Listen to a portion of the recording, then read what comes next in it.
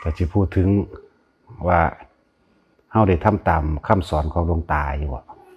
ถ้าหลวงตาบ่เปิดดวงตาที่มืดบอดให้เนี่ยเฮาก็บ่มีวันนี้คือกันนั่นแหละหลวงตาบัวมาจากว่าเฮาเกิดมาจากหลวงตาบัวเกิดมาจากธรรมะพระโอษฐ์อันนั้นเกิดมาจากปากเพิ่นนั่นแหละเพิ่นเป็นผู้เปิดตาที่มืดที่บอดให้ก็เลยกระทำตามคำสอนเพิ่นมาตลอดนั่นแหละมีอย่างสนองคุณเพิ่นบัดนี้เอามื้ออื่นเฮาก็ได้บวชพระ3 องค์ได้สันเนาะบวชพระ3 องค์เป็นเครื่องบูชาคุณหลวงตาบัวนี่นะเนี่ยทุกอย่างบ่ได้มีเรื่องบังเอิญเด้มันก็เป็นไปของมัน3 องค์ก็แทนพุทธธรรมสงฆ์เลยครับเนาะมันบ่ได้เป็นความบังเอิญบ่มีในโลกดอกมันจะเป็นของมันเองคุณพ่อแม่ครูอาจารย์นั่นแหละหลายคนจะลืมบุญคุณของคนที่เคยเฮ็ดถนนหนทางไว้ให้เฮาเด้อยกตัวอย่างอย่างเช่นว่าทางคนยางไปเจ็บเห็ดทางคนยางไปหน้าทางเก่าๆเขายางดูเขาก็เปิดเป็นร่องเป็นรอยให้เกิดแนวทางคนผู้นั้นก็เที่ยวเขาพวกนั้นตายไปแล้วก็สร้างบัดผู้ที่สองมาผ้ามูเอาหมกจกจอบเสียมมาเห็ดเป็นถนนหนทางให้เริ่มเป็นรูปเป็นร่างขึ้นมากกว้างขึ้นกว่าเก่ามีเกวียนมีง้วมีควายเที่ยวน้ำพร้อมพวกนั้นก็ตายไปสุดที่3มากก็เริ่มปูถนนหนทางโดยหินมีรถแท็กเตอร์มีรถไถมีรถนั่นรถนี้เขามาเห็ดผู้ที่4มาลาดยางให้อย่าคิดได้ว่าผู้ที่4นี่เฮาสิมาถือเอาแต่ว่าผู้นี้มีคุณค่ามันมีสืบต่อกันมาแบบนั้นแหละพอสิ่งนี้มีสิ่งนี้จึงมีนั่นแหละพอมีผู้ทำแนวลองเรียกว่านำลองแนวทางให้เฮาสะก่อนเมื่อได้ลองได้แนวได้ทางมาแล้วจะไปลบลู่ดูถูกบุญคุณของผู้ต้นแรกที่ย่างทางให้เฮาอันก่อนก็บ่ได้เด้นั่นแหละเพิ่นนึกว่าคนที่มีความกตัญญูเป็นบุคคลที่หาได้ยากมันธรรมดาเด้เป็นสื่อมัน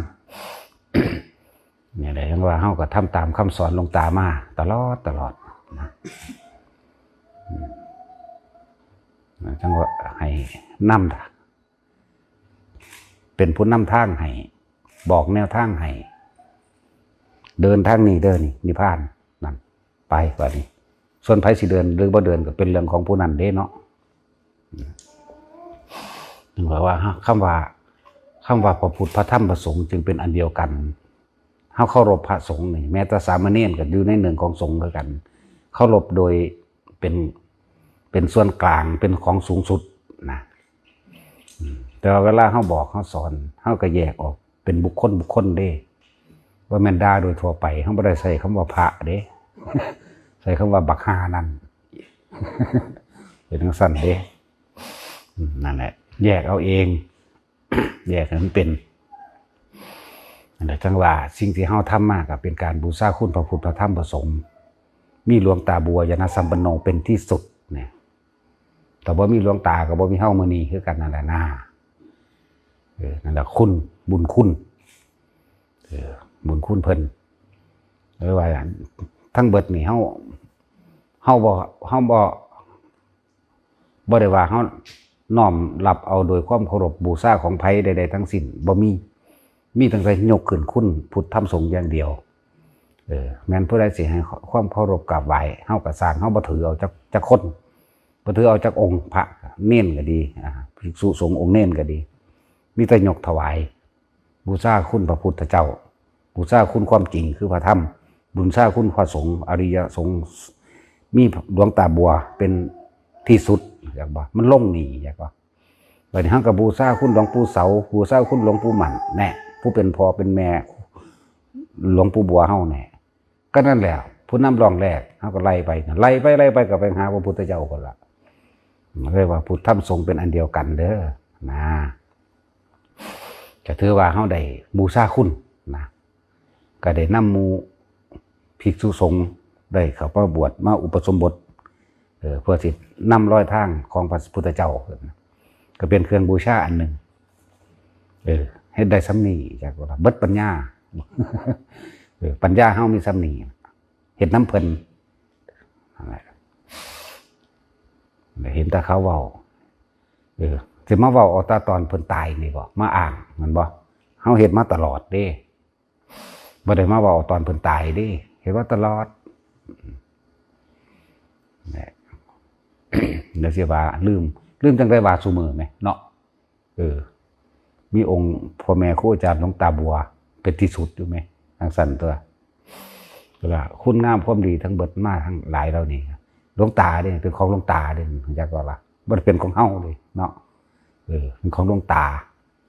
พุทธเจ้านำทางลัดตัดสั่นลงมากับหลวงปู่มันหลวงปู่มันกับหลวงตาเนี่ย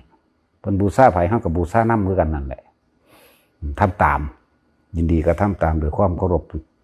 นับถือเต็มหัวใจบริสุทธิ์ใจบ่มีข้อแม่จังซี่เวลาเราเห็นภาพหลวงตาไปกราบภาพ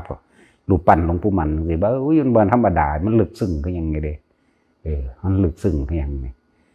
ใจคือมันสิขาดไปนำเด้ธรรมดานั่นแหละความเคารพผู้ใดบ่เคารพก็เป็นเรื่องของไผของมันเขาว่าแนวใดก็เป็นเรื่องของเขาว่าบ่ได้เกี่ยวกับเฮาธรรมดาเฮาระลึกนึกถึงกว่าสิมีวันนี้ได้เนาะธรรมดาเด้จังว่าได้ยางทางลัดยางจะไปดูถูกดูหมิ่นจะไปหาเหยียบยามคนที่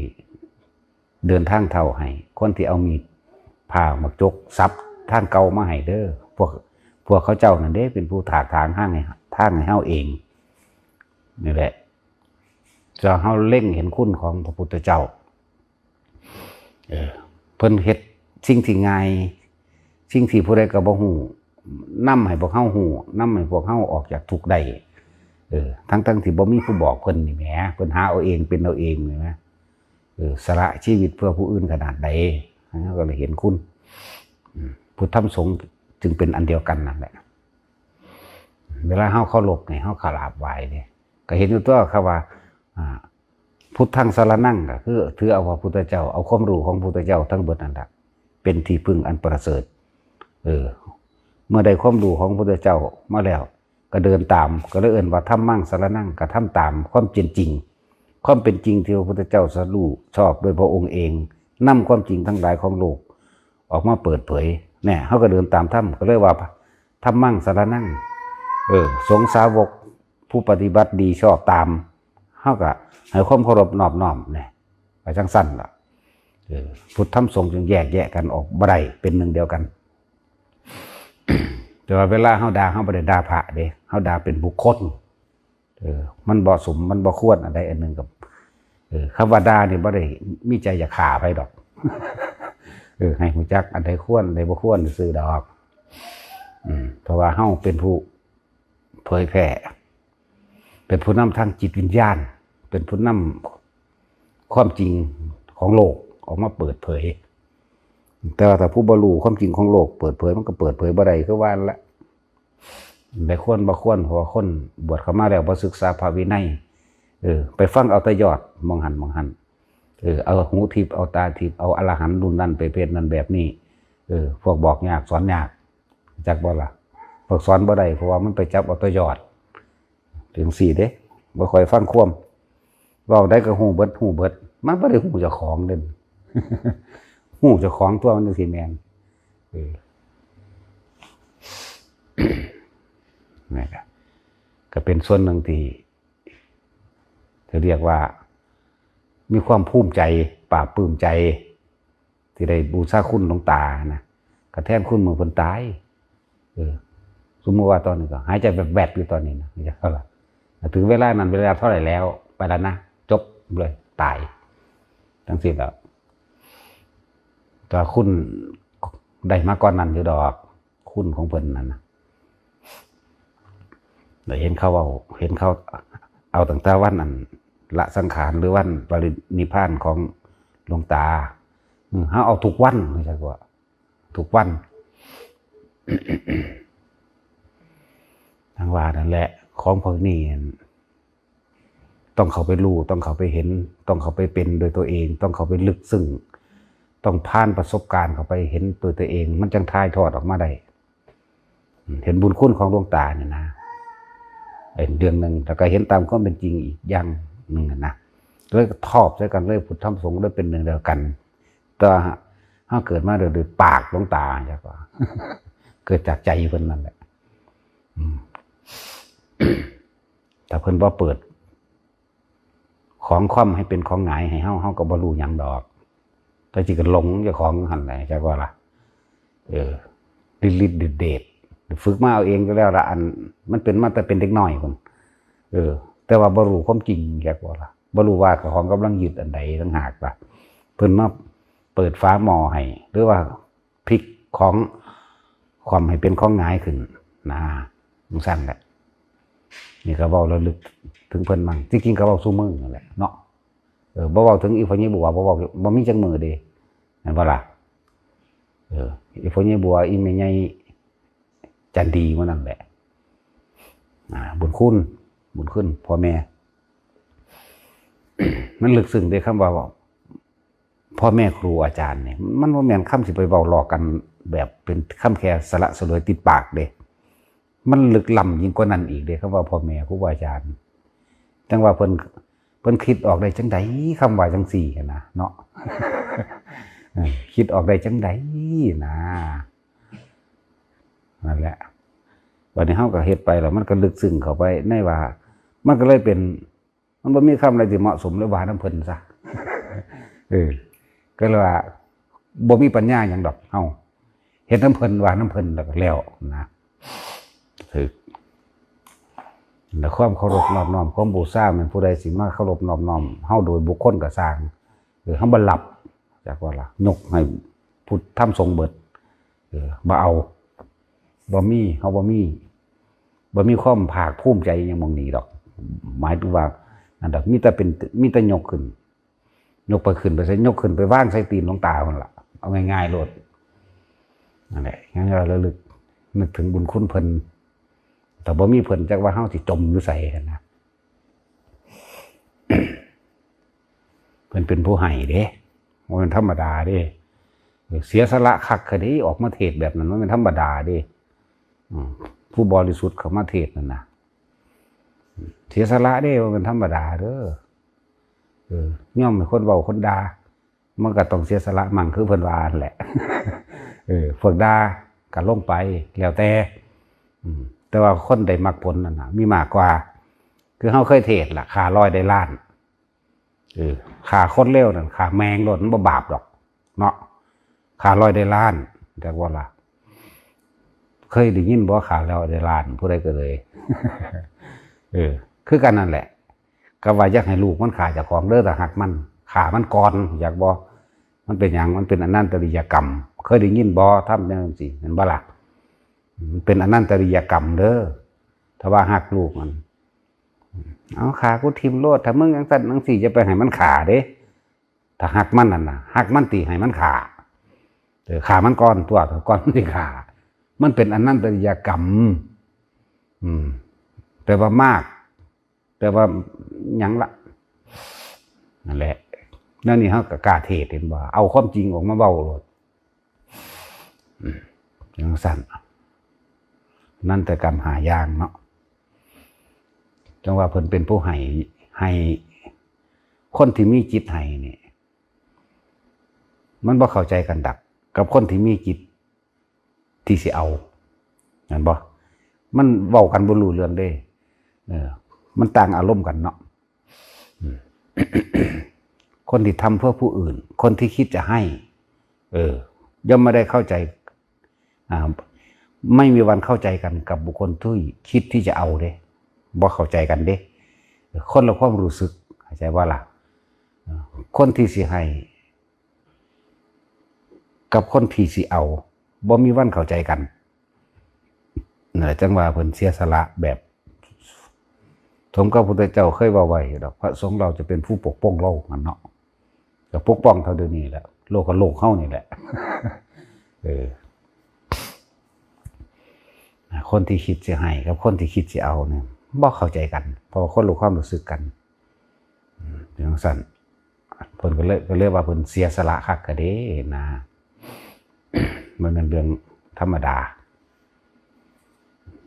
คือพวกเขาเนี่ยบ่ได้เศษเสี้ยวอันใดอันหนึ่งเลยนี่นะเนาะขี้ตีนเพิ่นเคี้ยถิ่มอันของถิ่มกูนี่เขาก็ยังบ่ได้เอาไปเทียบได้นะนั่นแหละว่าคุณบุญคุณเพิ่นก็ถือว่าพวกผู้ใดได้ฟังเรื่องนี้ก็ถือว่าเป็นบุญคุณหลวงตาเพิ่นเด้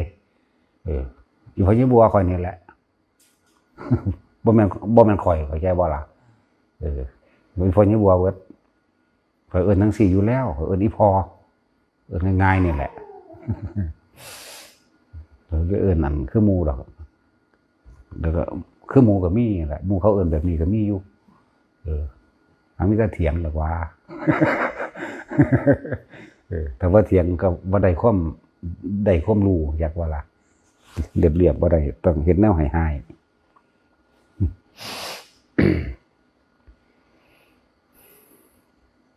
แล้วว่าแต่เราคนที่ทำเพื่อผู้อื่นมีแต่คิดจะให้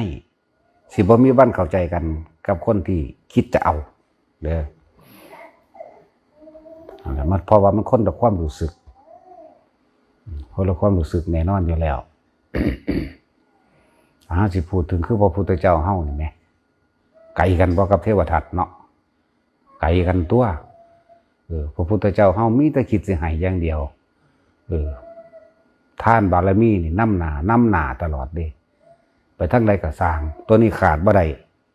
นั่นแหละบารมีขั้นต้นทานนำหน้าจังซั่น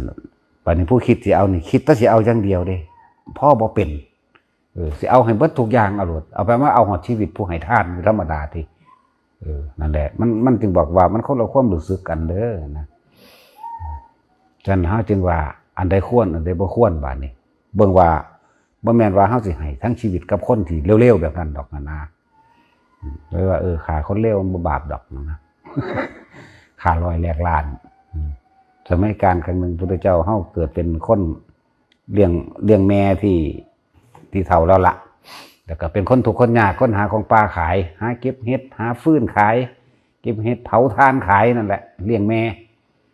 สมัยนั้นบ่มีพระพุทธเจ้าเด้ เป็นยุคที่บ่มีพระพุทธเจ้าสมัยนั้นลากสดคือมนุษย์กินคนนั่นแหละมันก็โตใหญ่พร้อมถือว่ายักษ์ก็ว่าได้บอกง่ายๆแต่ละมือเดือนหนึ่งมันสิมาจับคนออกไปขังไว้แต่กินอยู่ในถ้ำมันน่ะ2 เทื่อเอาไปทีละ10ทีละ20เกิดเหตุการณ์จังซี่มาหลายปี2 3 4 5ปีพระราชาเมืองนั้นกัดเมืองพระราชสีคือเอาแหละ ยุคใดก็เลย เมืองอมตะเมืองอะไรพระราชสีพระราชากับเกณฑ์คนไปปราบทหารไปเป็นกองทัพปราบบ่ได้ถึงยักจับขังไว้แต่กินเบิดเอาโลดจนว่าประกาศไปในเมืองอื่นต่างแดนไปไกลๆคนปราบ หลายคนที่มีวิชาอาคมมาอาสาปราบมีก็ตายเบิดแต่พระโพธิสัตว์เฮาจ้อยแข็งแรงอยู่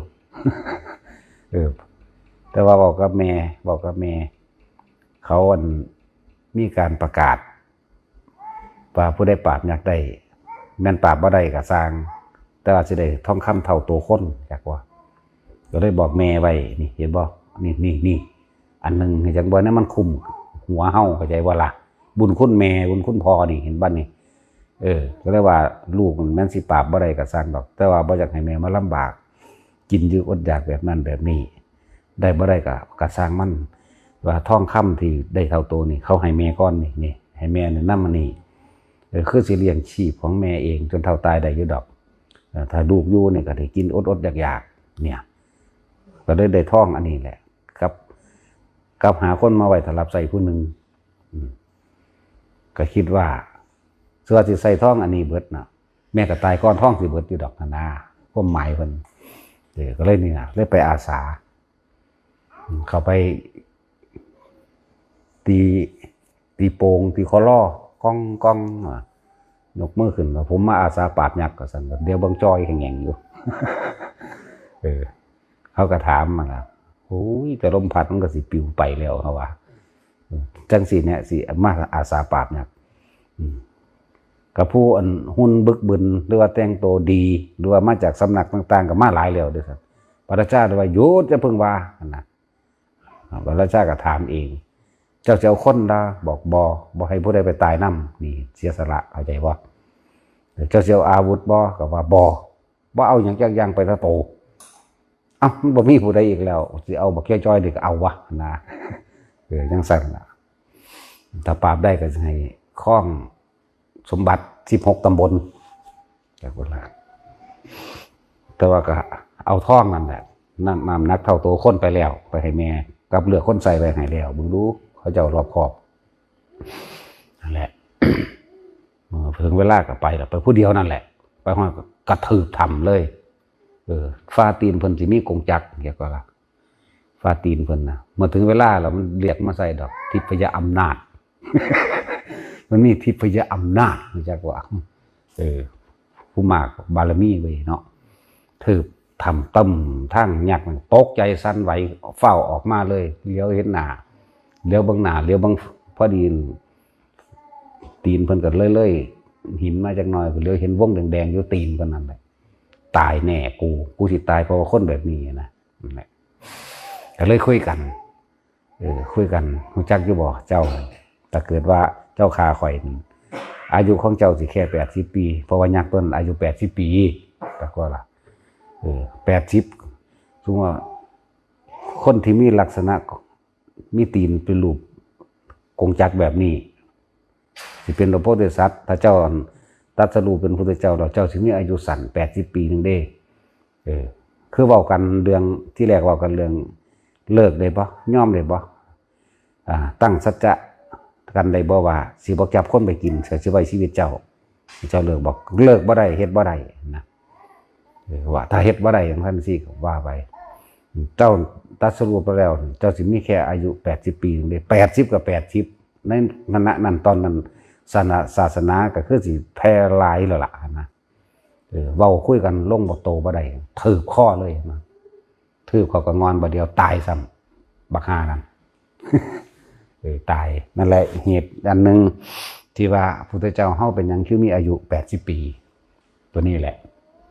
อีกอันหนึ่งเป็นบุพกรรมอันนี้ จังว่าคนที่เสียสละดิฉันเสียสละพูดถึงคนเสียสละแล้วก็พูดถึงอารมณ์ของคนที่คิดจะให้กับคนที่คิดจะเอาพูดยังไงก็ไม่เข้าใจกันเพราะมันต่างความรู้สึกแม่นบ่อย่างนั้นแหละ นี่ก็เป็นเหตุอันหนึ่งที่พระพุทธเจ้าเฮาอายุ80 ปีเด้อหลายอย่างก็ดอกมันคิดพอมันก็เว้าไปจังซั่นแหละ นั่นแหละก็เลยบอกว่านี่แหละขาหนึ่งแลกล้านเด่นขาลากสดตัวเดียวรักษาคนประชาชนชาวเมืองพระนครศรีและเมืองไกลอีกเท่าใดล้านอยู่หรือว่าแต่ว่ามันบาปเพิ่นก็คือเป็นพระพุทธเจ้าอยู่หั่นนะเนาะมันสิบาปซำใดคุณค่าของคนบาปคนเลวจริงๆซ้ำยุ่งนั่นแหละมันปานใดดอกซ้ำยุ่งนี่เหตุอันนึงว่าคนเข้าใจอย่าย่านแต่บาปหลายอีกอย่างหนึ่งคือลูกฆ่าพ่อฆ่าแม่เป็นอนันตริยกรรมถ้าพวกเจ้าฮักลูกฆ่ามันก่อนอย่ามันฆ่าเจ้าของเรื่องกฎของกรรมมันละเอียดมันยาวนานยิ่งกว่านั้นเรื่องกฎหมายเขาบอกผิดนะบ่ติดอีหลีดอกเพราะปันใดดอกคนก็ฮู้อยู่ดอกว่ามันเลวซุมื้อนี่มันเป็นจังซั่นแล้วแม่นบ่ล่ะซุมื้อนี่ก็ฮู้อยู่แล้วอย่าให้มันบาปไปกว่านั้นอีกแล้วอีกอย่างนึงเนี่ยอย่าปิดบังความชั่วความเลวของเจ้าของเองหลายอย่าปิดบังความชั่วความเลวของลูกหลายลูกกินยาบ้าลูกฆ่าคนลูกไปลักของมาสิเอาตำรวจมาจับรถแม่แต่อยากให้มันเป็นคนดีไหมจับมันแล้วก็ให้มันไปปรับนิสัยสันดานอยู่ในคุกเอาตัวอันนี้ปกป้องมันแม่นบ่ล่ะปกป้องความเลวย่านเสียหน้าย่อมเสียเงินแต่ว่าย่านเสียหน้านี่มันต่างกันเด้ กับคำสอนพุทธเจ้าพุทธเจ้าว่าจงสละทรัพย์เพื่อรักษาอวัยวะเบิ่งดูนั่นจงสละอวัยวะเพื่อรักษาชีวิตเบิ่งดูนั่นสรุปคำนี่มันบ่เข้าใจหรอกเขาบอกว่าเงินทองมันมีเท่าใดก็สร้างมันดอกสละมันออกไปซะเพื่อรักษาชีวิตไว้ให้เขามาได้ปฏิบัติธรรมอันนี้มันบ่แม่นมันรักษาความเลวของคนแหมคนกินยาบ้าขายยาบ้าพ่อกับแม่มันหู้อยู่ดอกนาแต่ว่ามันยันเสียหน้าเสียตานี่ว่าปกปิดความเลวเอาไว้จักว่าสุดท้ายมามันขาดเจ้าของก็ว่ามันบ่ดีแต่เองล่ะบ่ดีเรื่องละเอียดลึกซึ้งอยู่ได้เรื่องนั้นเด้ว่าอย่าให้ลูกฆ่าพ่อฆ่าแม่เด้ฆ่ามันก่อนจักว่าล่ะเพราะว่าหยังมันเป็นอนันตริยกรรมมันหักในทางที่ผิดสงวนสิทธิ์ในทางที่ผิดเด้นั่นนะย่านเขาว่าลูกกูเป็นบ้าลูกกูบ่ดีเสียเสียเสียงเสียหน้าเสียตาเห็นบ่ย่านตาเสียหน้าเสียตาเอาเงินไปซื้อความเลวไว้ปกปิดบังความเลวไว้จากบ่ล่ะแม่นบ่ล่ะทั้งสั้นแล้วลูกกูดีลูกกูบ่เคยเฮ็ดผิดลูกกูบ่เคยกินเหล้าลูกกูบ่เคยขายยาบ้าก็ว่าเด้มันมีสัจจะอยู่บ่ล่ะมันบ่ได้มีความจริงที่เจ้าของรู้อยู่นั่นแหละยังกระสู่สัจจะบ่ได้ดอกนะจังบอกแต่ละคนเด้อมีผู้ใดกล้าบอกแบบนี้ดอกเขาย่านเขาบ่ได้ย่านหยังแต่มันโง่จักบ่ล่ะพ่อแม่ฮักลูกนั่นได้ผิดเอาโลดจะไปปกปิดไว้ครอบงำไว้เอาเงินซื้อไว้ซื้อความเลวไว้ให้ลูกบ่แม่นว่าล่ะลูกก็เป็นคนดีโลดดอกหรือดีแม่มึงบอกมันจะไปขาคนเถอะว่าดีถ้าว่าดีมันจะไปกินเหล้าเมายาหาตีหาขาคนบ่เอารถส้นนั่นนี่บ่เอารถไปแลนเดินเที่ยวกลางคืนแต่ว่าดีแน่ถ้าฮักลูกก็ต้องเฮ็ดแบบนั้นตัวโอ้มันเริ่มเขามู่เขาพวกค้ายาบ้านั่นนี่แล้วตัวนี้ก็แจ้งตำรวจมาจับเอาเองโลดเลยเว้ยจังสั้นตัวเอามันไปบำบัดด้วยนั่นน่ะคือกันนั่นแหละเรื่องลึกเข้าไปอีกนี่อย่าปล่อยมันขาพ่อขาแม่ได้แต่หักมันมันเป็นอนันตริยกรรมมันเท่าใดอสงไขยได้สวรรค์ที่ขึ้นจากนรกแต่หักมันนั่นนะมองให้ไกลกว่านั้นนะนั่นแหละความจริงต้องเปิดเผยจากว่าธรรมะอันนี้ปิดบังมันโง่เมื่อว่าตะเสามองธรรมดาเด้ปิดบังมันมืดเปิดปัญญาให้แต่ละคนเปิดความจริงเปิดเผยความจริงนั่นแหละไปคิดเอาตัวขาดแต่ของตายยังดีกว่าถ้าที่หักลูกแล้วให้ลูกขาจากบ่ล่ะมันเป็นอนันตริยกรรมจะปล่อยมันขามันก่อนจากว่านี่แหละความจริงที่บ่มีผู้ใดกล้าเว้าปานใดมันว่าล่ะคือสิเป็นเฮาผู้เดียวสิมั้งเว้านี่เนาะแม่นบ่คือว่าแล้วพวกนี้ก็บ่รู้จักธรรมะหยังบ่ได้ฟังเทศน์ผู้ใดเทศน์ถามว่ารู้จักหลวงปู่นั่นบ่ซึ้งลึงแม่งบาดนี่ว่านี่กูถามไปเนาะบาดนี้เป็นบ่สมชายแล้วจังซั่นแล้วบ่จักหลวงปู่ตื้อบ่ซึ้งลึงจังซั่นแล้วจักหลวงปู่สิงห์คันติยาคโมบ่ซึ้งลึงไปก็เลยเนาะ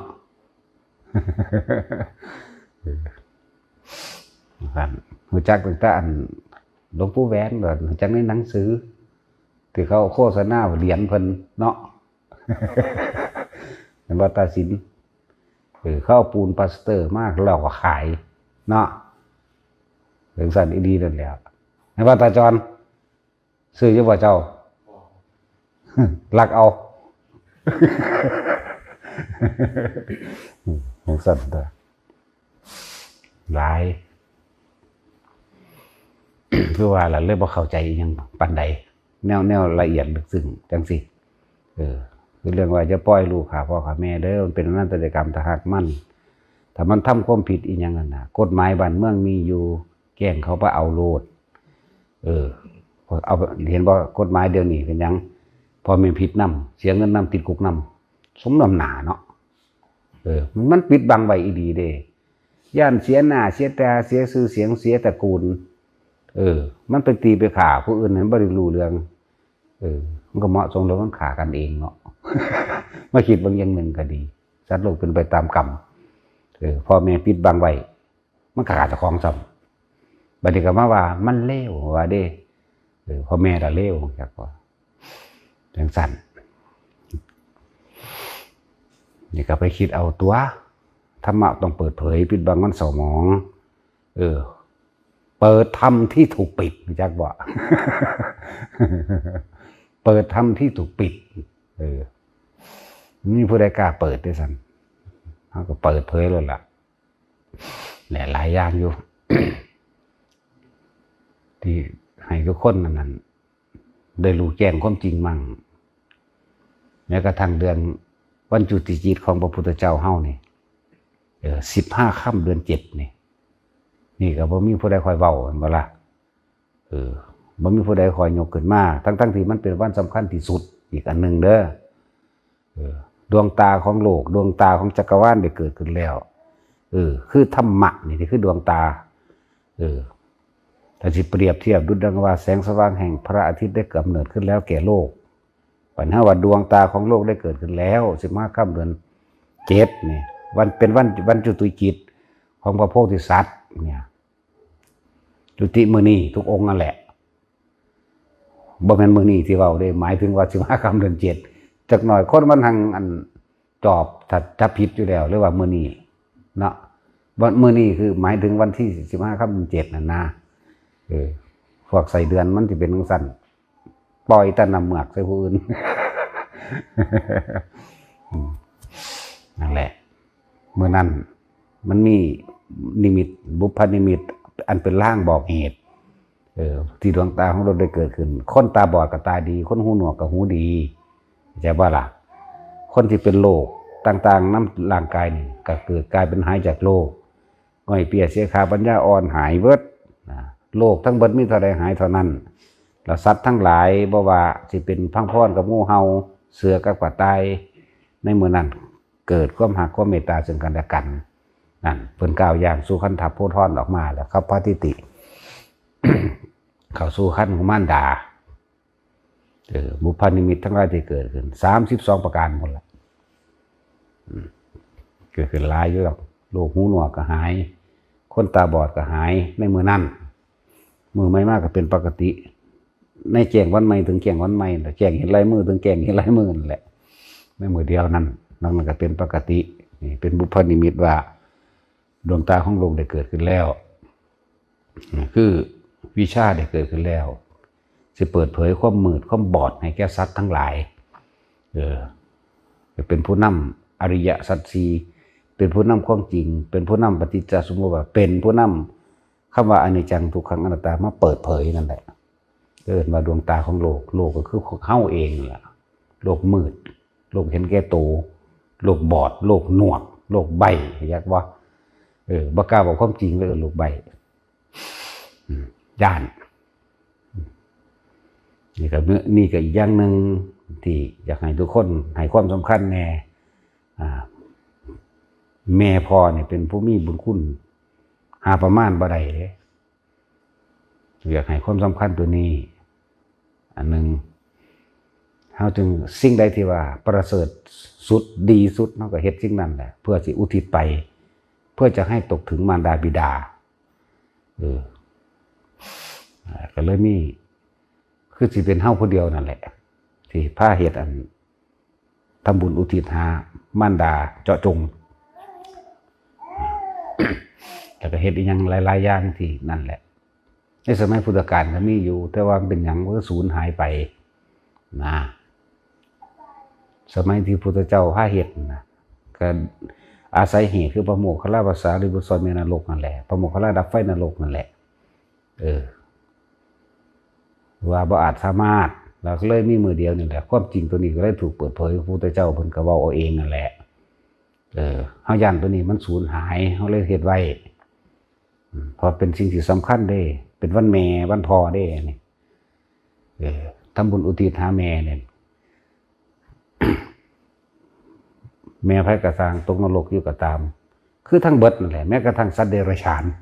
ไล่มาเลยนรกเปรตเดรัจฉานไล่มาเบิดเอาที่ต่ำนี่เข้าใจว่าเอาที่ต่ำนี่เข้าใจบ่ล่ะไอ้ที่สูงก็มีอยู่เทวดาพวกพรหมนี่ก็มีอยู่นะแต่ว่าพวกเทวดาพวกพรหมบรรลุธรรมเด้มันธรรมดาเด้แม่เฮาที่เป็นเทวดาสมมุติเอาแม่ชาตินี้สมมุติตายไปแล้วไปตกนรกแม่ชาติที่2ไปเป็นเปรตแม่ชาติเป็นเดรัจฉานแม่ชาติที่4ไปเป็นเทวดาลูกะชาติที่5เป็นลูกะเทวดาแม่ชาติที่6ไปเป็นพรหมต่างๆเห็นนะบัดนี้เฮาทำบุญแม้แค่ว่าน้ำขวดนึงข้าวค่ำนึงผ่าพื้นนึงนิดหน่อยยังก็แล้วแต่ของท่านเรานี่ธรรมดาแล้วมันบ่ได้ไปถึงได้คนที่มีกรรมหนักแต่ว่าเฮาอาศัยพุทธบารมีนะพุทธารมีนะที่เพิ่นอธิษฐานที่เพิ่นสั่งสมเพื่อที่ซอยเหลือหมู่สรรพสัตว์มั้ยเรียกว่าพุทธบารมีตัวนี้สิเป็นตัวทรงบุญไป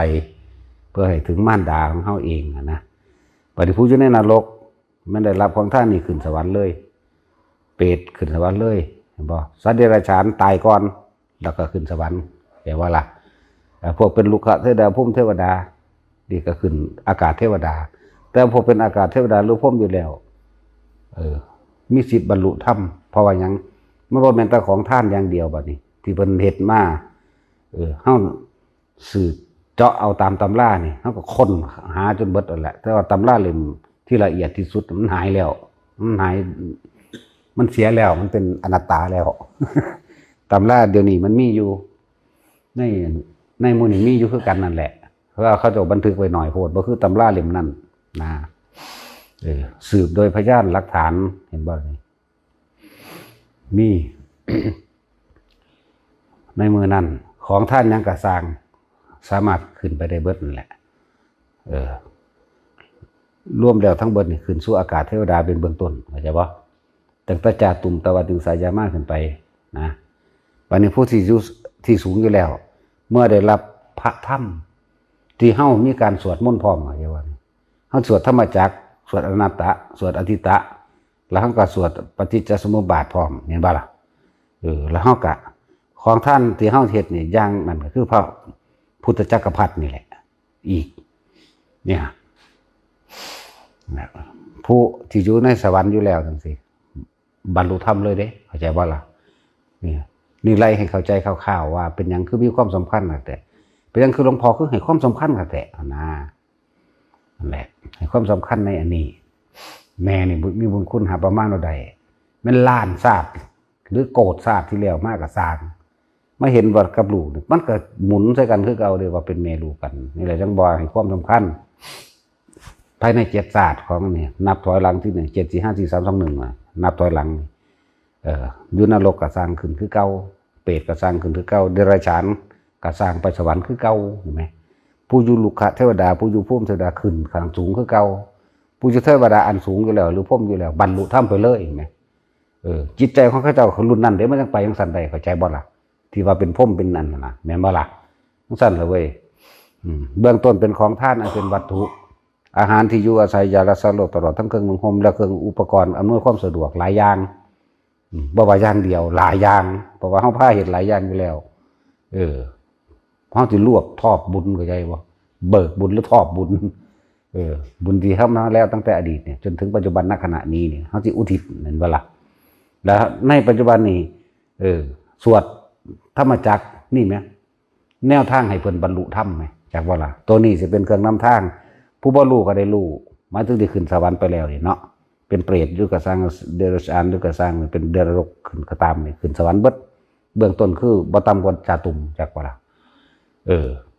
บัดนี้ได้ฟังธรรมะของพระพุทธเจ้านี่มันก็เลยเกิดกลายเป็นแสงสว่างนำทางในการที่ใช้ชีวิตต่อไปของคนผู้นั้นของแม่เน้นนะนั่นแหละอีกอย่างหนึ่งครอบคลุมยิ่งเข้าไปก็นั่นอีกสิ่งที่เฮาเฮ็ดมา สร้างศาลาลงธรรมแผ่นดินสงฆ์เป็นที่รองรับพระสัทธรรมเป็นที่เผยแผ่ธรรมขุดน้ำบาดาลปลูกต้นไม้สร้างถนนสร้างสะพานแจกหนังสือธรรมทานอีกโอ้ครบเลยและอีกอันนึงที่ คลุมเข้าไปอีกการสร้างพระพุทธรูปเป็นพุทธรูปจักรพรรดิพร้อมเขาว่าจักรพรรดิตัวนี้จะเป็นตัวคุ้มเบิ่งดูมันคิดไกลขนาดใดคิดไว้ว่าขนาดพ่อแม่เฮาจะนั่งได้รับอานุภาพในการสร้างพระแก้วจักรพรรดิตัวนี้เพราะสร้างโดยแก้วมีอานิสงส์สูงกว่าหมู่1 มหากัปปุ่นลองเบิ่งไหม1 มหากัปถ้าพ่อแม่เฮาในไปเกิดชาติใดก็สร้างสิเป็นคนที่บ่มีผู้ใดมาทำลายได้อยากว่าจะคิดทำร้ายไม่เพียงวัน1 2 วัน 3 วันก็ไม่อาจทำได้เห็นบ่อย่างสั่น แล้วจึงว่าเฮาเป็นอย่างเฮาให้ความสำคัญกับพระพุทธจักรพรรดินะอุทิศตัวนี้ไป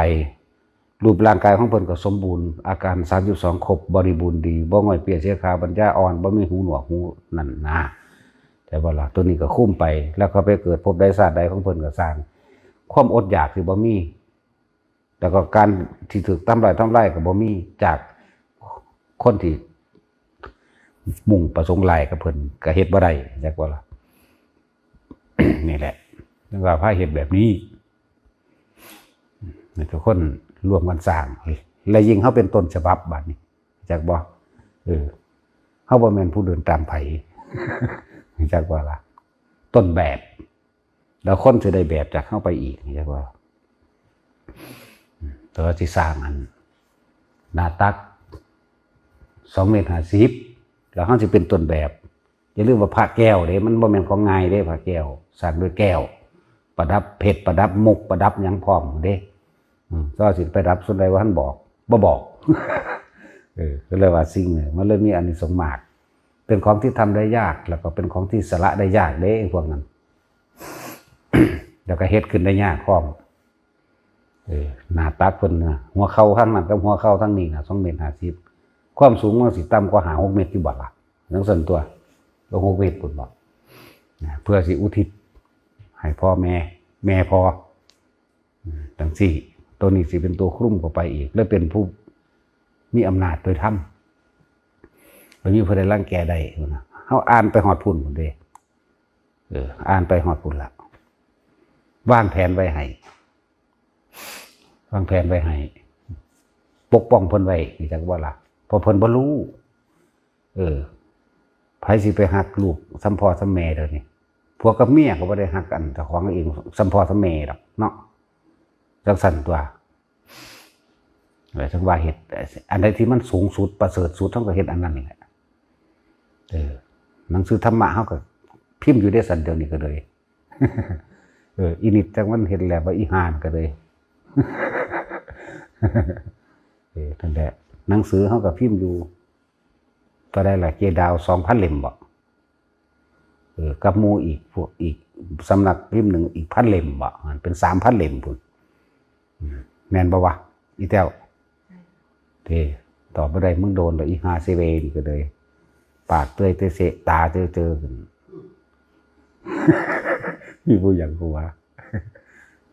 สั่งมีผู้เอาเป็นเมียกันนะเฮ้ยสิลายปานนี่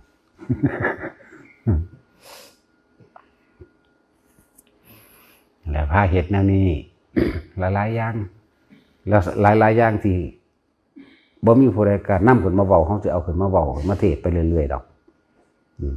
เปิดเผยธรรมะต้องเปิดเผยปิดบังมันเศร้าหมองเปิดธรรมที่ถูกปิด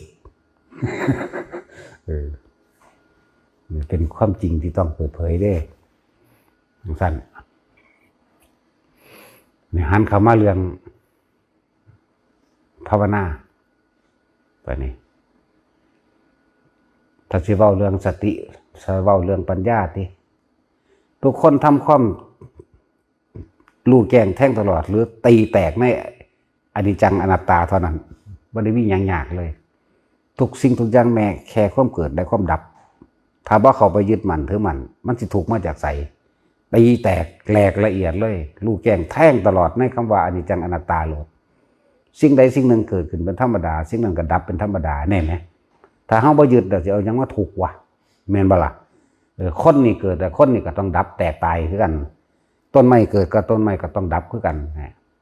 แม้แต่อากาศฤดูหนาวมันก็ต้องดับไปเป็นฤดูร้อนเดี๋ยวก็ต้องดับไปเป็นฤดูฝนมันก็ต้องเป็นฤดูนั้นนี่นะแม้แต่ความรู้สึกของเฮาเองนะมันก็บ่ได้ว่าคงที่ตลอดได้ล่ะแม่นว่าล่ะสิว่าเป็นปกติเนี่ยมันก็บ่ปกติเดี๋ยวมันก็ร้อนเดี๋ยวมันก็หนาวเดี๋ยวมันก็หิวเดี๋ยวก็ปวดหัวปวดแขวแน่ถ้าเฮาบ่เข้าไปยึดมันแน่แต่ว่ามันร้อนมันหนาวก็เฮ็ดให้มันเย็นมันอุ่นถ้ามันหิวก็หายมันกินนี่มันก็ดับของมันเองเพราะว่าเฮาว่าเข้าไปยึดเฮาบ่โอดครวนเฮาบ่ได้ไปจมกับมันรู้ในปัจจุบันขณะจักว่าล่ะตัวเฮาเองก็ต้องตายอยู่แล้วเนี่ยเกิดดับอยู่แล้วแม่ก็จะไปยึดอีหยังกับมันนี่คือความรู้ทางปัญญาจักว่าปัญญานี่คือความรอบรู้ในกองสังขารเหตุและปัจจัยทั้งหลายให้สัตว์เกิดหรือว่าเหตุและปัจจัยทั้งหลายให้ต้นไม้นี่เกิดและต้นไม้นี่ก็ดับคือกันอย่างว่าล่ะเหตุและปัจจัยนี่เป็นความรู้ทั้งหลายตรงนี้เป็นความเห็นเป็นญาณทัศนะเป็นความเห็นถูกต้องตามความเป็นจริงซื่อๆเด้แต่ว่าความดับจริงๆต้องดับโดยการบ่คิดบ่นึกในสิ่งทั้งหลายทั้งปวงที่มากระทบเท่านั้นนึงเด้ความดับจริงๆนั่นเฮ็ดจังใดเฮาสินิ่งบ่หวั่นไหวกับสิ่งที่มากระทบเนี่ยสมถะจักบ่ล่ะทำให้จิตว่างวิปัสสนาทำให้ว่างจากจิตจักบ่ล่ะเข้าใจว่าบาดนี่สมถะทำให้จิตว่างคือเป็นผู้เพ่งอยู่ในอารมณ์อันเป็นหนึ่งคำว่าว่างมันบ่คิดจักบ่ล่ะวิปัสสนาทำให้ว่างจากความคิดหรือสิ่งที่เข้ามากระทบกระทั่งมันบ่เข้าไปยึดมั่นถือมั่นนี่นะมันง่ายๆนึงได้แล้วนี่ภาษาของสำนีเนาะแนวยากก็นั่นก็ยังมีเป็นวัตศิลป์แค่เป็นผู้ทรงอยู่ในฌานอันใดอันหนึ่งเพ่งอยู่ในอารมณ์อันเป็นหนึ่งทำให้จิตหนึ่งเพ่งอยู่นะแค่ปัทมฌานละอกุศลออกจากบ่ไปคิดถึงสิ่งที่มันนั่นซื่อๆนึงเด้จึงเฮ็ดให้เจ้าของกังวลร้อนนี่แหละบ่ได้กังวลหยังนึกปัทมฌานได้โดยการว่าคิดแต่สิให้อย่างเดียวมันก็เป็นปัทมฌานแล้วเด้มันบ่ได้ยากปานนั้นเด้คิดตั้งเรื่องคิดเฉพาะเรื่องนี่ก็ตรงหน้าเฮานี่แหละคิดเฉพาะเรื่องนั้นจะให้คนทั้งโลกมีอยู่มีกินเสมอกันจะให้คนทั้งโลกมีความช่วยเหลือซึ่งกันและกันจะให้คนทั้งโลกมีมุติตายินดีซึ่งกันและกันเองอยากให้คนทั้งโลกมีอุเบกขาต่อกันจังซี่แหมคิดนึกอยู่ในนี่แหมเดี๋ยวมันก็เข้าสู่ลมหายใจของมันไปเลยบัดแน่วิตกวิจารปิติเกิดก็เป็นที่หนึ่งล่ะวิตกวิจารนั้นหายไปปิติเกิดก็เป็นฌานสองนี่นะคำว่าว่างจากบ่ล่ะว่างจากความคิดได้บัดนี้เพราะว่าเมื่อคิดเพราะว่าเฮาหยังเฮาเพ่งอยู่ในให้มันเป็นจิตหนึ่งเพ่งอยู่เป็นเครื่องอยู่เป็นเครื่องพักจิตเป็นเครื่องพักความคิดจากว่านี่วิธีพักเครื่องคิดลมหายใจนี่กับอุณหภูมินี่เท่านั้นเวลามันออกมันก็ออกบัดนี้เฮาก็คิดพิจารณาไปเอาตัวบัดนี้ทุกสิ่งทุกอย่างสิ่งทั้งหลายทั้งปวงมีแค่ความเกิดและความดับถ้าเฮาบ่เข้าไปยึดเฮาจะเอาทุกข์มาจากไสเท่านี้แหมเนาะบ่หาแต่ว่าอนิจจังทุกขังอนัตตาอนิจจังอนัตตาโลดเกิดกับดับโลดเนี่ยถึงได้หาเครื่องอยู่ให้ตัวเองแม้นอันนั้นอันนี้มันก็กระทบกระทั่งมันรู้ท่านมันก็ไหวเข้าไปก็ว่ามันบ่คิดไปให้มันในความอยากได้อยากเป็นนี่หาเขามาเครื่องอยู่เจ้าของภาพโหลดมันก็หยุดคิดทั้งตัวนั่นว่าล่ะสลับไปสลับมาอยู่แค่นี้1ได้2อย่างเนี่ยมันบ่ได้บำเพ็ญอีหยังยากเลยบัดนี้ย่างเล่นหาปลูกพวกไม้เสยอยู่พุ่นมันก็ดับแล้วเด้เนาะความคิดมันบ่ไปหาบุคคลสัตว์สิ่งของบ่ได้ปรุงแต่งว่าอยากให้เป็นอย่างนั้นอยากให้เป็นอย่างนี้แหมแค่นั้นนึงเด้สบาย นั่นแหละฝึกเอาตัวฝึกอยู่แค่รู้ลมนี่กับอุณหภูมินี่เฮ็ดไปเถอะแต่ว่ามันจากฟาดอรหันต์ที่คนเนาะอย่าไปเป็นแม้มันยากปานนี้อย่าเป็นแม้อยู่ลมหายใจนี่อุณหภูมินี่นะอยู่ในฌาน1 2 3 4นี่เดี๋ยวมันก็เป็นของมันไปฌานที่1ละอกุศลออกคำว่าละนี่คือจะไปคิดถึงแนวอันเฮ็ดให้เจ้าของร้อนและกังวลจะไปคิดถึงคนที่เป็นตาสั่งจะไปคิดถึงสิ่งที่อยากได้ตัวอยากได้โดยบ่เป็นรูปวัตถุนี่โลด จะได้ยังอยากให้คนทั้งหลายมีเมตตาซึ่งกันและกันเนาะแต่คนทั้งหลาย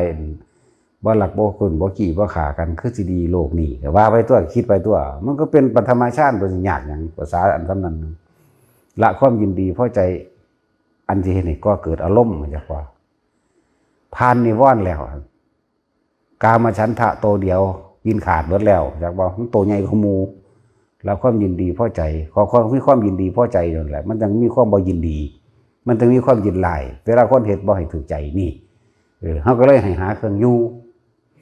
ยู่ในลมหายใจมั่งกับจุดอุณาโลมอันอาการปิติมั่งเขาก็มีหน้าที่รู้อยู่กับมันแค่นี้เมื่อมันเบิดกำลังของมันออกมากก็บัดนี้สิ่งทั้งหลายทั้งปวงมากระทบกระทั่งปล่อยเลยอย่านำมาคิดนะเลยเอิ้นว่าว่างจากความคิดจากว่าว่างจากจิตคือว่างจากความคิดเห็นแต่ว่าเฮาบ่คิด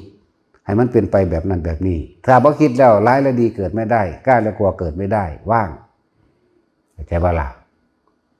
ได้ยินเสียงพี่เสียงเป็ดเสียงเทวดาเสียงสวดมนต์เสร็จยังก็แล้วแต่เสียงวิดแวดยังแล้วแต่ไม่นำเข้ามาคิดกล้ากลัวก็ไม่มีร้ายดีก็ไม่ใช่ใจบ่ล่ะแค่นี้นึงเด้กะกลับอยู่มาลมหายใจนี่นึงเด้ล่ะเนี่ยว่างจากสิ่งที่เห็นอยู่ว่างจากสิ่งที่ได้ยินอยู่ได้กลิ่นอยู่กระทบสัมผัสรู้สึกเพียงกายแต่จิตไม่คิดไม่นึกแล้วเอิ้นว่าว่างจากจิตว่างจากสิ่งที่มีอยู่ล่ะนั่นน่ะเฮามีหน้าที่รู้เฉยๆรู้อยู่ซื่อๆรู้อยู่กับมันแหละถ้าเข้าสู่ความว่างจะทำไงก็รู้อยู่กับว่างนั่นแหละจะไปแทรกมันไหมก็รู้อยู่ว่าว่างนั่นแหละใครนั้นนึงได้ล่ะเวลามันว่างก็ว่างแบบนั้นนี่แหละคำว่าสงบจากอุปกิเลสบาดนี้ศัพท์เดียวกันนั่นแหละอุปะคือสิ่งที่อุบัติขึ้นสิ่งทั้งหลายทั้งปวงที่เขาเคยอยากได้จะเก่ามันอุบัติขึ้นมันเกิดขึ้นในความคิดเท่านั่นแหละเฮาบ่คิดแต่งต่อมันก็แล้วล่ะเด้ล่ะจบไปเดินบ้างอย่างสงบจากอุปกิเลสทั้งปวงไม่มีกิเลสเพียงดำเนินเรียบกลิ่นที่เคยมาเคยชอบโชยมากลิ่นอย่างเช่นกินผัดปลาดุกมันก็หูอยู่แล้วว่าผัดปลาดุกก็อย่าคิดต่อตัวล่ะแม่นบ่ล่ะถ้าคิดต่อมันก็น้ำลายใหญ่อยู่แล้วก็ยังสั่นตัวเสียงเพลงที่เคยได้มักเห็นบ่ล่ะแต่จะคิดต่อจะหึมไปน้ำเขาที่มันก็เกิดอารมณ์ตัวแค่นั้นเนี่ยเสียง รูปที่เคยยินดีที่เคยพอใจบุคคลสัตว์สิ่งของมันเห็นก็อย่าปรุงแต่งต่อที่อย่าไปแก้ผ้ามันที่เนาะเห็นว่าตาสินแต่แก้ผ้ามันบ่ว่างเด่นเหมือนจักว่าล่ะ มันก็เกิดอารมณ์หมดแล้วถึงสั้นแล้วแค่เห็นได้ว่าคิดต่อนั่นก็แล้วมันก็รู้ได้ว่าผู้หญิงรู้ได้ว่าผู้ชายมันรู้ได้ว่าสัตว์สิ่งของอันนั้นอันนี้ไหม ฮ้อนกระทบทั้งร่างกายวันนี้มันก็หูได้ว่าฮ้อนก็เฮ็ดให้มันเย็นเท่านั้นสิไปจมให้มันอย่างฮ้อนแม่มึงจะเห็นอย่างไม่ว่าล่ะนั่นแหละ อยู่ว่าว่างจากจิตนะว่างจากความคิดบ่มีความคิดกับไปปรุงแต่งกับมันแต่ว่ารู้อยู่เฉยๆว่างในว่างอีกอันนึงบางทีมันฟึบเข้าไปแล้วจะทำยังไงต่อไม่ต้องทำอย่างไรรู้เฉยๆว่าว่างว่างตัวนั้นก็จะไปแทรกแซงว่าว่างแล้วก็จะไปติดถ้าลักษณะว่าติดว่างอยากให้ว่างหรืออยากให้สงบแบบนั้นนั่นเป็นอัตตาตัวตนบ่ขาดจากสิ่งที่มีอยู่ได้นั่นนะแต่ความสงบจึงบอกว่ามันมีอยู่สองอย่างนะมีสองอย่างเด้อ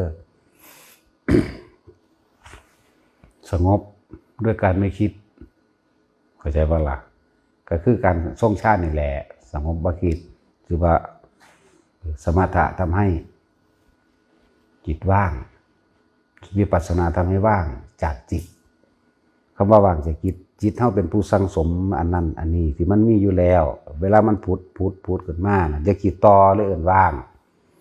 หรือสงบจากอุปกิเลสจากว่าล่ะว่าง่ายๆโลดแม่นเห็นยังกะสร้างจะคิดได้ยินยังกะสร้างจะคิดเอาเขามาล่มโลดคำว่าสติสัพพัญญะรู้สึกตัวทั่วพร้อมมันมีตลอดเด้บ่แม่นฝันเคิมไป แม่นฝันเคิมๆไปก็สร้างแม่นเฮามึงมาปุ๊บขึ้นมารีบกับเขาล้มโลดให้มันต่อเนื่องอย่าไปเอาความฝันนั้นมาคิดต่อเด้คำว่าความฝันคือนิมิตต่าง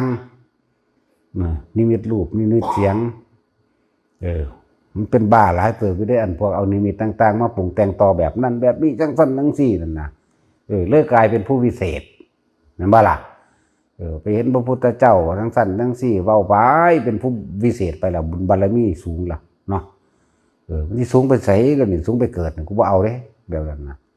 นั่นแหละเห็นหยังก็สร้างอย่านำมาคิดปรุงแต่งต่อนั่นแหละว่างจากสิ่งที่มีอยู่หรือว่างจากสิ่งที่เห็นก็เลยนิยมให้ทุกคนนั่นมื่นตาบ่ได้ให้รับตาใช่บ่ล่ะให้มันสตินี่ต่อเนื่องสติและสัมปชัญญะสืบต่อเนื่องถ้ามันรับก็รับไปแต่ว่าคราวกลับขึ้นมาปั๊บสูดลมหายใจทันทีโดดไปก็เลยแม้นเจ้าสิเห็นนิมิตนิมิตยังมากมายเพียงใดก็สร้างอย่าไปสนใจนะอยากทุกคนเห็นแบบนั้นสติสัมปชัญญะรู้สึกตัวทั่วพร้อมคือเฮาเป็นเดี๋ยวนี้ไหมนี่คือเฮาเห็นกันอยู่เดี๋ยวนี้เบิ่งเห็นกันอยู่เดี๋ยวนี้นะมีสติบ่ขาดบ่วินบ่ขาดตอนบ่รู้ให้มันทันอยู่ตลอดทั้งสี่นาสุว่าอาจมันบึบไปแล้วไปเห็นสวรรค์สันต่างๆหรือว่าไปเห็นบุคคลที่เคยหูจักกันไปอยู่สวรรค์มั่งอันนั้นอันนี้เป็นแบบนั้นเป็นนี้มั่งสิบ้านนี้พอต่างๆมันถอนออกมาปั๊บก็กรีบเขาล้มเลยจะไปปรุงแต่งต่อเข้าใจว่าบ้านจะไปคิดต่อส่วนมากมันปรุงแต่งต่อแล้วมันสีดนดาว่าน่าจะเป็นแบบนั้นน่าจะเป็นแบบนี้คืออันนั้นคืออันนี้เห็นบ่เอานั่นแหละจะไปแบบต่อแบบนั้นปึ๊บเขามาโหลดตัดถิ่มโหลดเสียงยังกะสร้างมาเป็นสารพัดเฮาเสียงหวยเฮามันอยู่ผู้เดียวอยู่หลายคนกะสร้างก็เป็นคือเก่ามันนั่นแหละเสียงหัวเสียงเว้ากันโอเคเฮาบ่คิดเด้เฮาหูยินอยู่แล้วก็บ่ใส่ใจว่าสิเขาบอกกันเรื่องไหนบ้างก็บ่ว่าอีกนั่นแหละมันคิดได้อันพวกเขาบอกกันเรื่องว่าเงียงหูฟังหายซ้ำนั่นแหละมันคิดจักบ่ล่ะอันนี้เว้าไปเถอะมึงสิเว้าแนวใดเว้าไปนี่กูรู้อยู่กับลมเสยแบบนี้เด้อเสียงไห้โหยหวนเสียงเอียงก็แล้วแต่นี่นิมิตภาพนิมิตเสียงนิมิตกลิ่นนิมิตทางอันกระทบร่างกายมือเป็นเย็นเป็นสะบัดเป็นสั้นเป็นยังก็แล้วนี่สิว่าได้ละเป็นโยเป็นมือฟงออกจากกันก็สร้างบ่นิยมให้นั่งทาลักษณะว่าต้องนั่งแบบที่เขาเคยเข้าใจว่าต้องทับนั่นนี่เด้อนั่งแบบได้ก็ได้เด้อนั่งแบบได้ก็ได้นั่งเก้าองค์เก้าอี้อยู่มันก็เป็นเด้นอนอยู่มันก็ยังเป็นเด้มือสะบัดตัวแข็งก็รู้ว่าแข็งตัวบางคนความคิดแทรกปุ๊บเข้าใจบ่ที่ว่าหายใจบ่ออกมันก็หังเศร้าเลยพุ่นแล้วมันสิคิดย่านตายจักบ่ล่ะแค่มันรู้ไปโลดรู้ไปหั่นแหละบ่ได้เฮ็ดเทเดียวดอกหรือเฮ็ดเทเดียวซ้ำนั้นบ่ศาสตร์นี่เนาะเฮ็ดเป็น100เทื่อล้านเทื่อพุ่นตัวเฮ็ดไปเรื่อยๆตัวอีหยังก็ดีนั่นแหละจึงบอกว่ามันไม่ได้ยากดอกความสงบ2อย่างสงบด้วยสมถะคือดูอยู่กับลมหายใจเขาออกทรงฌานแล้วก็สงบจากอุปกิเลสคือสิ่งใดสิพุทธเกิดขึ้นมาเฮาดอกเฮาบ่คิดปรุงแต่งต่อในความอยากได้และอยากเป็นจบอยู่แค่นี้สมถะวิปัสสนาอยู่นี่คนทรงฌานทำได้พร้อมกัน2อย่างเด้จักบ่ล่ะบ่แม่นเข้าเด้เฮาบ่ได้ไปติดเรื่องเข้าถ้ามันเข้าก็ปล่อยมันเข้าไปตัวก็ดีมันมีกำลังอยู่ได้นานอยู่ได้มากแต่ว่าจะติดนะมันออกมาแล้วก็รีบเข้ามาชั้นที่1นี่โลดดูลมหายใจเข้าออกสิมีความคิดนึกอีหยังแต่ว่าคิดนึกไปในทางที่เป็นกุศลคิดไปในทางที่เสียสละซะนะสั่นเฮ็ดอยู่แค่นี้แหละบ่ต้องไปอีหยังมากเกิดอะไรขึ้นไม่ต้องคิดไม่ต้องนึกดอกถ้าเขามีการคิดนึกแล้วมันจะไปยืนยันมันจะไปตัดสินเห็นบ่ล่ะมันจะเป็นความพอใจเลยบ่พอใจนั่นแหละพบได้เกิดขึ้นแล้วทันทีทั้งเบิดนี่ละคำว่าอาสวะคืออารมณ์อันข้องเกี่ยวอยู่ แต่ของเกี่ยวกับพ่อใจกับบ่พ่อใจคือเก่าหรอกเพราะว่ามันรู้บ่ทันเลยบ่ถึงคำว่า อาสวะขยะยานถ้ารู้ทันแล้วสิ่งทั้งหลายที่เกิดขึ้นเฮาถิ่มเลยเอิ้นว่าอาสวะขยะถิ่มได้แล้วอันนั้นนะอาสวะขยะยานหรืออีกศัพท์หนึ่งบัดนี้สังขารุเปกขายานรู้เห็นความคิดที่มันเป็นไปแต่ว่าเราไม่เข้าไปแทรกแซงในสิ่งที่มันเป็นเข้าใจว่าล่ะคิดนั่นแหละที่มันคิดนั่นนะนี่ก็ศัพท์หนึ่งก็ซื้อได้ถ้าอยากเข้าใจสิ่งเหล่านี้ก็แค่อยู่กับลมมันแหละอยู่ลมมั่งอยู่อุณาโลมมั่งเฮ็ดหยังก็สร้างกินข้าวก็อยู่กับตัวเองแน่เนี่ยบางที่มันก็อุณาโลมเกิดโลดเพราะว่าเฮานั่นอยู่ตรงสติสัพพัญญะรู้สึกตัวอยู่ในเฉพาะหน้าอันที่เฮาเห็นอยู่อันที่เฮาได้ยินอยู่นี่แหมกินข้าวหลายคนคิดออกบ่ได้นี่ว่าบ่ได้กินข้าวกับเจ้าของกินข้าวอยู่แต่ว่าคิดหาผู้อื่นพูนคิดออกว่าล่ะนี่คิดหาบุคคลสัตว์สิ่งของพูนอันนี้เฮากินข้าวเฮาก็ฮู้ว่าเฮากินข้าวนี่แหละเอิ้นว่าดำรงสติเฉพาะหน้าตั้งกายตรงดำรงสติเฉพาะหน้าเฮาตัดคำว่าตั้งกายตรงซะมันอาจจะเฮ็ดกายงอๆก็ได้นะแต่ว่ามันดำรงสติเพราะหน้านี่รู้อยู่ว่าเห็นหยังสตินี่คิดนึกอยู่หม่องเก่านี่หม่องกินข้าวนี่จักว่าล่ะเห็นอยู่นี่บ่ได้ไปคิดนึกถึงบุคคลสัตว์สิ่งของอันอื่นนั่นแหละจังซั่นขับรถก็อยู่เฉพาะหน้านี่บ่แม่นขับรถอยู่มันฮอดเฮือนแล้วนั่นมันไปคิดแล้วอดีตเบิดละเฮือนน่ะแต่จุดหมายเจ้าว่าเจ้าสิไปบ้านเห็นบ่ล่ะนี่มันอยู่เฉพาะหน้านี้ปัจจุบันณขณะมั่งสติมั่งปัจจุบันมั่งแล้วแต่สิว่าที่จริงกันน่ะแล้วเกิดหยังขึ้นบ่ต้องไปคิดเป็นนึกให้มันได้ให้มันเป็นหยังดอกอยู่ซื่อๆโลดฝึกไปฝึกมาให้มันชินชำนาญอยู่กับการทรงฌานหรือลมหายใจผู้ใดตายด้วยลมหายใจได้นะยังน้อยๆก็บ่มาเกิดดอกบ่คุยยังหน่อยเด้นี่อย่างไรมันก็ได้อรหันต์ในปัจจุบันขณะแม่นบ่ซั่นมันก็ได้แล้วเด้น่ะถ้าบ่คิดบ่นึกหยังนั่นน่ะดับแล้วนิพพานแล้วบ่ทันได้ว่าอรหันต์ว่าดับว่านิพพานมันถึงแล้วนิพพานเดี๋ยวนี้ขณะนี้เด้ปัจจุบันณขณะนี้เด้ขึ้นอยู่กับว่าเฮาสิต่อเนื่องหรือไม่ต่างหากล่ะเป็นจังซั่นนั่นแหละจักว่าทุกคนฝึกหัดทำบ่อยทำมากเดี๋ยวก็ชินเองเมื่อมันชินแล้วมันก็มีปัญหาล่ะมันก็ท่านล่ะเป็นผู้ดูดังญาณล่ะรู้ท่านเบิดท่านทั้งความสงบก็บ่หยุดท่านทั้งสิ่งที่เข้ามากระทบก็บ่หยุดนี่แหมจักว่าล่ะง่ายๆเกิดหยังขึ้นก็สร้างเพียงไม่คิดไปนึกจบแล้วเกิดหยังขึ้นก็สร้างในตาในหูจมูกในลิ้นในกายในรูปในรสในกลิ่นในเสียงถ้าไม่คิดไม่นึกไม่มีความรู้สึกวิญญาณตาวิญญาณหูจมูกลิ้นกายดับปั๊บเลยว่างจากสิ่งที่มีอยู่รู้อยู่เห็นอยู่ต่างหากล่ะเอาสมาทาน